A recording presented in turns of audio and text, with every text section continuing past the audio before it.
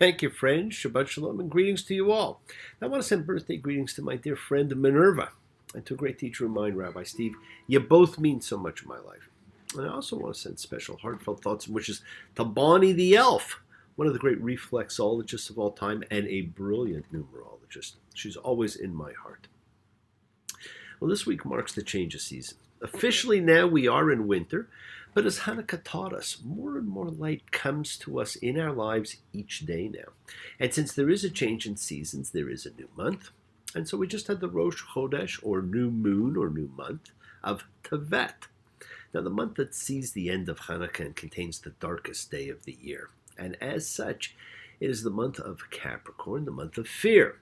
And darkness and fear do go hand in hand.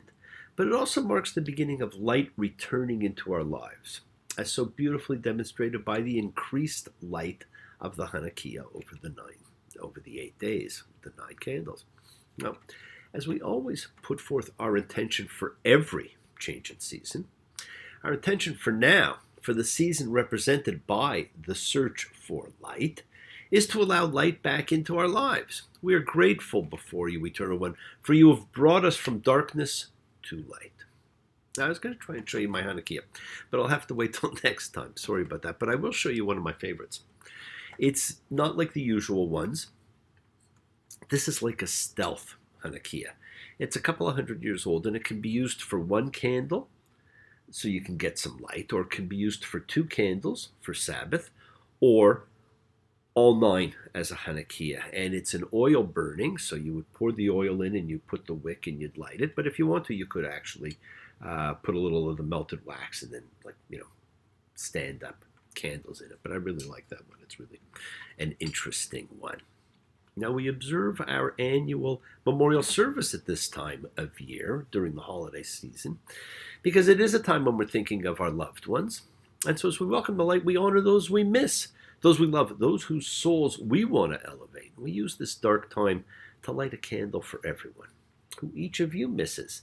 And so thank you for sending in the names, and everybody gets a candle. And of course, Hanukkah also heralds Christmas, the other half of the twin festivals of light, both representing light coming back into life, and perhaps another example of where the younger has supplanted the elder. Now, as I said earlier, I love the Hallmark Channel and all the Christmas movies, but I've really noticed that religion plays a smaller and smaller role in them. And as it does, they emphasize Christmas now as the season and time of miracles. Now, I wonder where that comes from as we just finish off the original season of miracles. And speaking of original, I saw a very interesting study the other day in the Journal of Developmental and Behavioral Pediatrics. And it emphasizes the difference that family dinners make. And the conclusion was, if you indulge in weekly family dinners, children are healthier, both mentally and physically. Now, I don't know the cost of that study, but they could have saved all of that money because the word for that is Sabbath dinner. And I think the call to honor and observe the Sabbath was suggested well over 3,000 years ago. Now, notice that the article said healthier mentally and physically. It probably omits emotional because of the emotional toll family can sometimes impose. Just look at the family dynamics that we've been reading. But it was quite interesting that, it realizes that, and a lot of the younger couples I deal with, they've all begun to adopt the idea of going back to a Sabbath-type dinner. And they all find it has helped them in their relationships and in how they deal with other people and all the rest.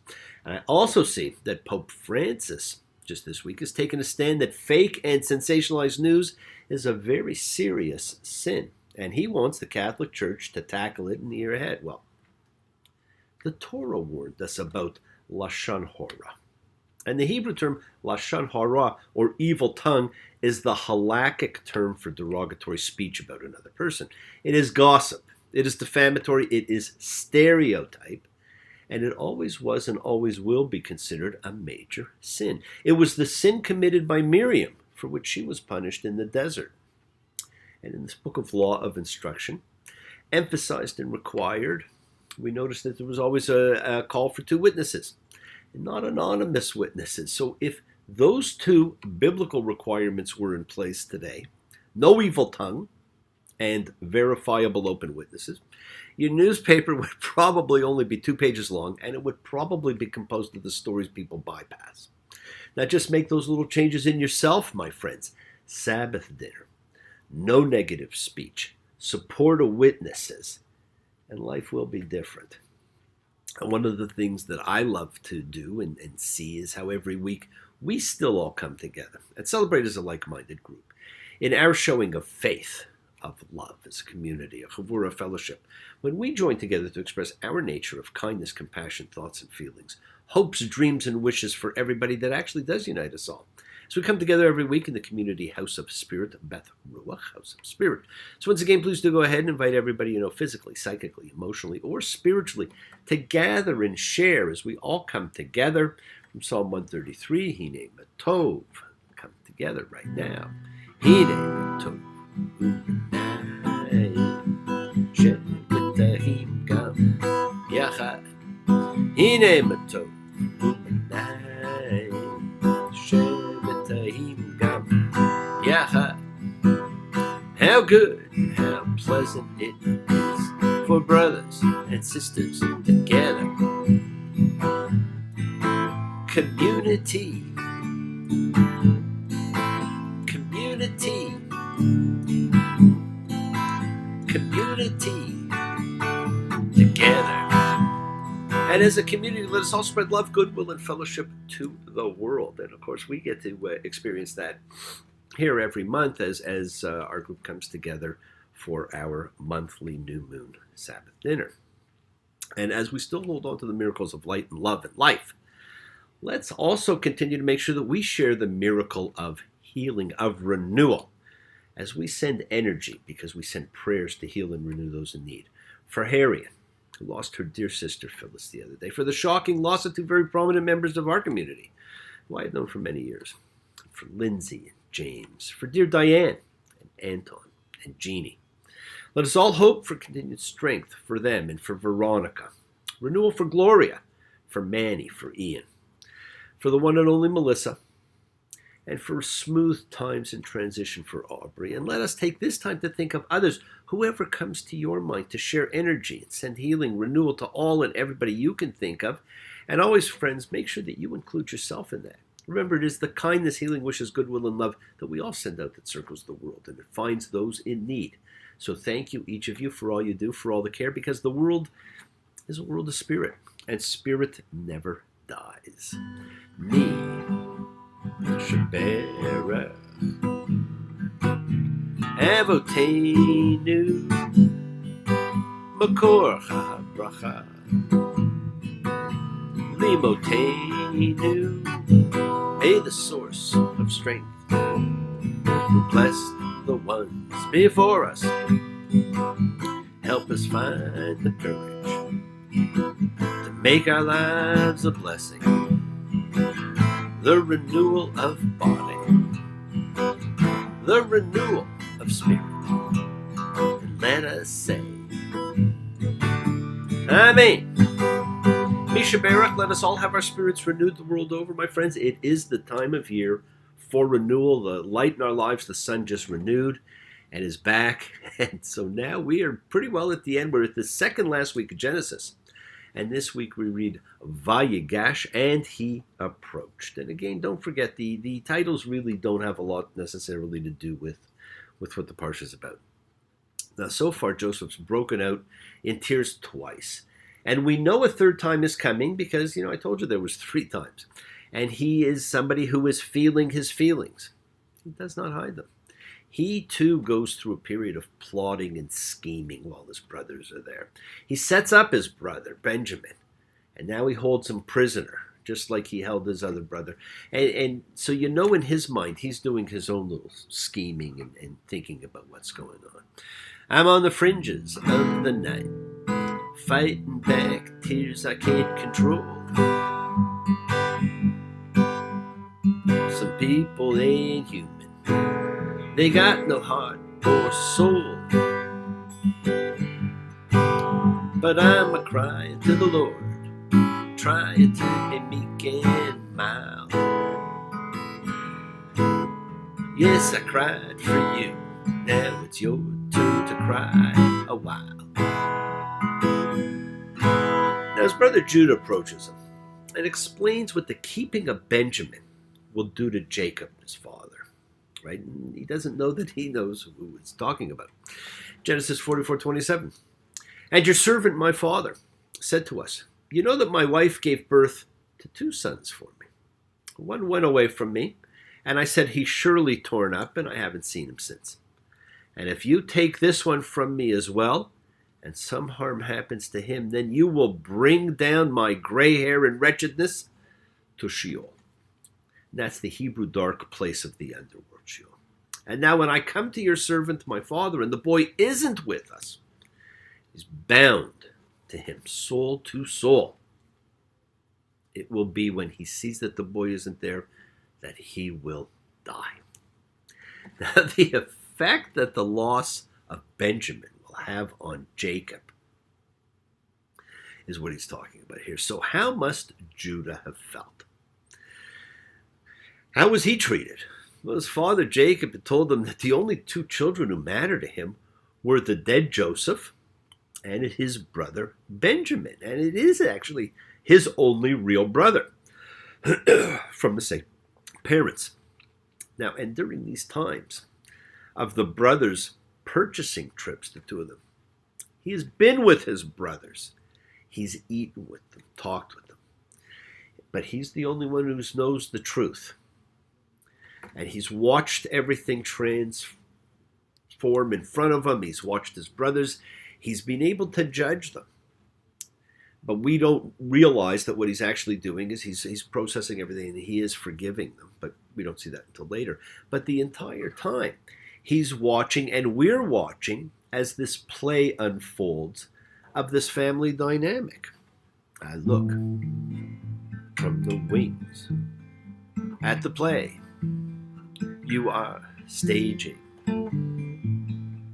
while my guitar gently weeps as I'm sitting here doing nothing but aging. Still my guitar gently weeps.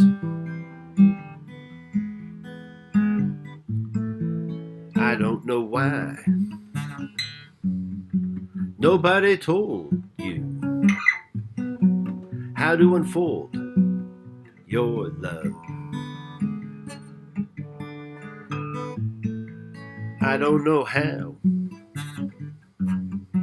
someone controlled you. They bought and sold you.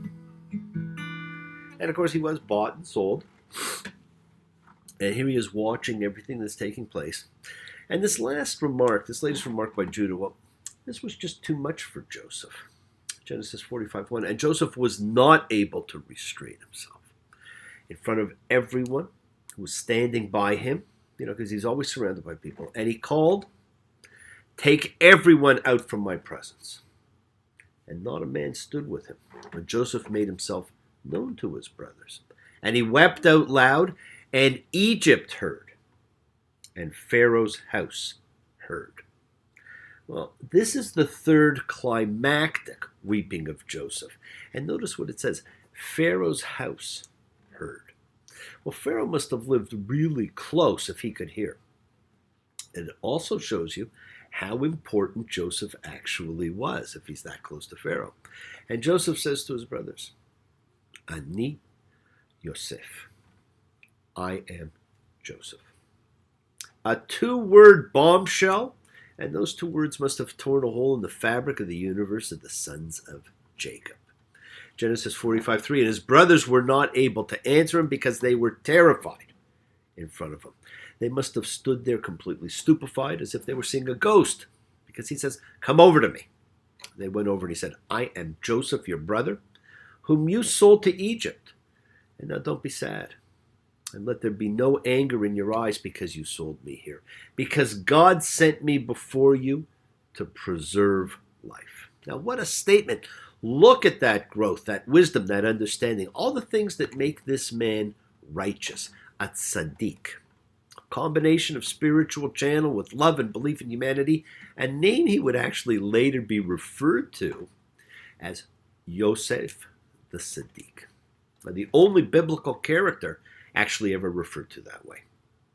And what I think of is one of the great, least paid attention to, but perhaps most telling sentences in the entire Bible, especially for those of you who love finding facts to help prove the veracity of what you read. And it is found in Genesis 45:8. And now it wasn't you who sent me here, but God. And he made me into a father to Pharaoh, and a lord to all his house, and a ruler in all the land of Egypt. Well, as we said, all of this shows the growth and the wisdom and the rise and power of this man. But our sages have never really addressed the comment about being father to Pharaoh. Now, we, of course, have the benefit of more recent archaeological discoveries. And there has been a lot of speculation among some historical scholars that the tomb that was discovered, with the mummy of Yuya may actually be Yosef. And there's a fantastic article on that in a November archaeological journal. I forget which one it was, but I'll remember it and I'll tell you next week. Now, historically, many were given the title son of Pharaoh, and that was because it legitimized the order of rule.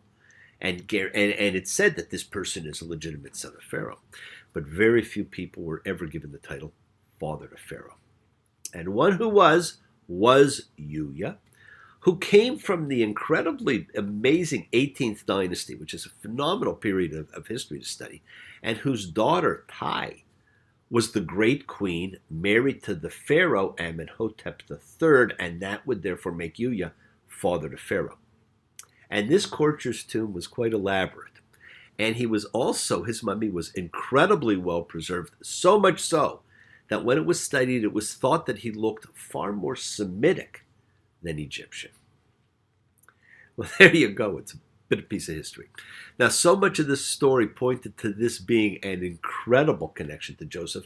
However, he has never been considered Joseph by Jewish scholars because the Torah tells us that Moses dug Joseph up and took him to bury in the Promised Land.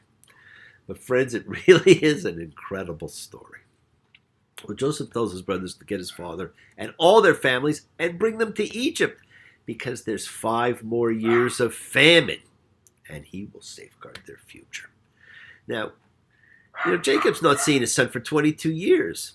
Now, how is that for a powerful number? And of course, the Kabbalah talks a lot about the 22 paths of the tree of life in relation to the 22 years of separation of these two. But that's for a whole other course. Needless to say, hearing his son is alive practically kills Jacob. But they do begin the journey. The powerful young man who made his way across the Jordan to Mesopotamia with only his walking staff, who wrestled with stones and men and divine beings, is now an old man, tottering on the brink of the grave, bearing the deep wounds of his long life, about to continue his journey. His whole life has been a journey. And now, the nomadic existence that characterized the lives of Abraham, Isaac, and Jacob, the 3 patriarchs, is about to come to an end.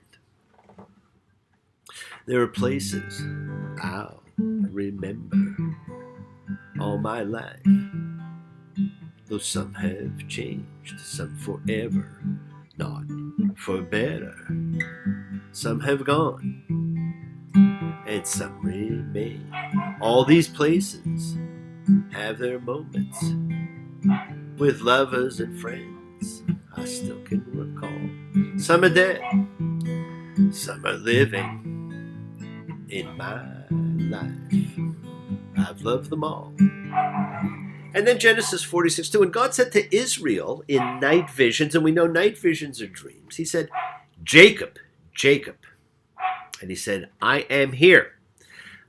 There we go. We have the double name calling. We have life-altering decision time coming. And he said, I am God, your father's God. Do not be afraid of going down to Egypt, because I will make you into a big nation there. I shall go down with you to Egypt, and I shall also bring you up. And Joseph will set his hand on your eyes. Well, We now know what will happen, and we feel okay about it. God will bring the people to Egypt, and he will bring them back out. Now, maybe he thought they'd be coming back out at the end of the famine, and not 400 years later when Moses brings them out, but we know what's going to be taking place. They go, they settle, and Jacob gives an amazing recap of his life in a sentence or two to Pharaoh. And the somber summary of his own life echoes with a kind of complex gravity against all that we have seen him undergo. He has achieved everything he aspired to achieve. The birthright, the blessing, marriage with his beloved Rachel, children, wealth. But one measure of the profound moral realism of the story is that although he gets everything he wanted, it is not in the way he would have wanted. And the consequence is far more pain than pleasure. From his fighting with his twin in the womb, everything has been a struggle his whole life. He displaces Esau, but only at the price of fear and lingering guilt and long exile his entire life. He gets Rachel, but only by having Leah imposed on him, with all the domestic strife that entails. And he loses Rachel early in childbirth. He's given a new name by his divine adversary, but comes away with a permanent wound. He gets the full solar cycle, number of 12 suns, one for each sign of the zodiac, but there is antipathy among them. And he spends 22 years continually grieving over his favorite son, who he believes is dead the whole time. His is a story with a happy ending that withholds any simple feeling of happiness. Yes, my friends, the world is sacred, and so is everything in it. Express your gratitude, light a candle, make a wish. Celebrate your life and the lives of those you love. Share your feelings with them. Live free, be free, honor your freedom. Be well, be happy, and be blessed. Now share and honor the light and all who live in the light and continue to shine. Continue to send everybody you know goodwill and love. Pray for peace and freedom for everyone, an end to terror and hatred. Remember, friends, we are a community. We learn together, we celebrate each other, we love each other. We share this right together, men and women equally. So let us send out love, not fear. Send out peace, harmony, goodwill, and healing to all who need it. And please do learn to forgive. Learn to love, including yourself. Open your hearts. Honor the relationships of your life and tell those that you love them. Take advantage of the time you have. Enjoy the journey. Right? It is all about our own efforts to grow, to learn, to be, to love. So please do continue to love. Now, bless you all. Have a fantastic week, a week of love and light, a week of peace, a week of miracles. Examine your intentions. Use them to imprint your will on the universe. Remember, we set in motion all that happens in our lives, our intention, our kavanah, our cause, our effect. Everything is linked. As I've said, you always have time to forgive and to be forgiven. And you have that knowledge of what is good and bad, so use it. And acknowledge what you've done wrong to yourself, to God, and to others. Ask for forgiveness. Don't be afraid, and do so with sincerity, with accountability, with vulnerability. Forgive those who've hurt you, as you learn to be forgiving and be compassionate. It is the secret to life. And the secret of forgiveness, compassion, and peace is in acceptance. Can you accept yourself? Can you accept other people? Can you accept the world just as they are at any given time? Can you accept life as it is without trying to control it? If you do, you can experience the peace that acceptance brings. And do not stop your journey. Do not stop moving towards your own promised land. Keep on dreaming. Keep on being, keep sharing, my friends. Keep shining, keep teaching, keep spreading joy and goodwill. Do not follow fear. Follow love. It's always in front of you. And remember to have faith, an unwavering adherence to principle, just as I have faith in the principle of love in all of you. So please act with purity of heart and mind. Despise none, defraud none, hate none, cherish all. Honor every child of God, every creature of the earth, every being of light. And may all people know peace in this year. May you nurture kindness and love everywhere. Work to be present in the body. Expand your heart. Quiet your mind, because the deepest source of real power lies in consciousness and the ability to be mindful, aware, present in all of your circumstances. Make the most of your time in this life. Continue to touch and transform the lives around you, because you are never alone. You are forever blessed, and you have the ability to change the lives of everybody you meet. Health, love, and renewal you can bring to everybody you come across, because we're all energy, and energy cannot be destroyed. It can only be transformed.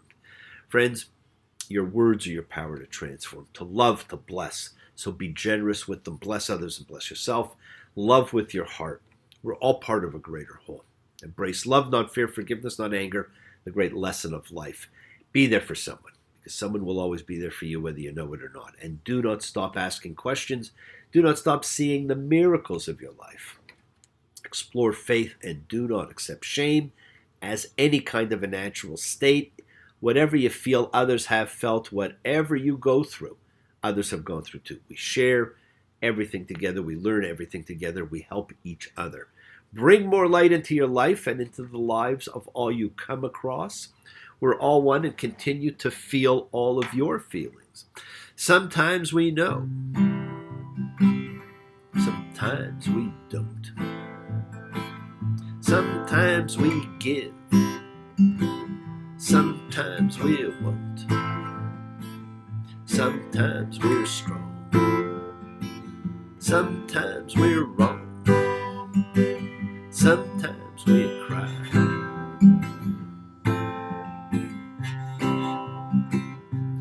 Sometimes it's bad when the going gets tough. You may look in the mirror. You may want to give up. Sometimes you don't. Think you'll try. Sometimes we cry. Sometimes we cry. And friends, sometimes we do cry.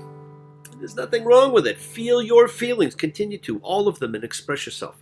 Just as the universe keeps expanding, so does your soul, so does all you feel. The world is yours. Now be happy, be healthy, be helpful, be kind, be loving, be generous, be thankful.